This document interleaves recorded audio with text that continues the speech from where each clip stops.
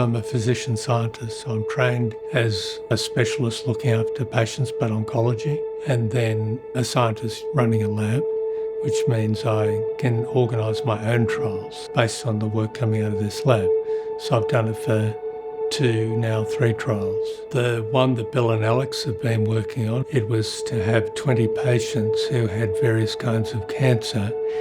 Some of them had had anti-cancer treatment, and then to give them a radio-labelled antibody that could be detected on a PET scan. So what we do with this antibody, we attach an isotope to it, and when this antibody actually targets the cancer cells, it releases this radiation which kills the surrounding cells that survive following chemotherapy or radiotherapy. So we are doing work looking at pancreatic cancers. We hope that we can find a novel way that we can treat these patients who have limited treatment options.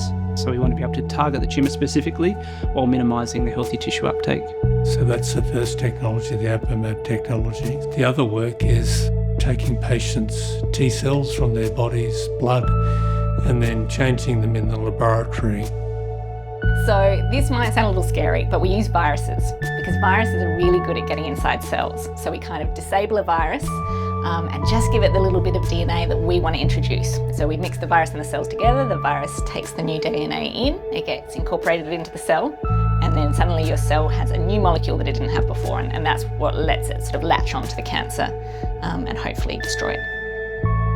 CAR T-cell therapy is a really new approach to cancer treatment. It's very different from things like chemotherapy and radiotherapy.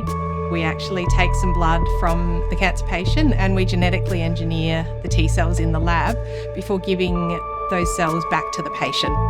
I see the effects of the diseases, but I have the ability, because of that experience, to be able to frame the problems and how you might address it.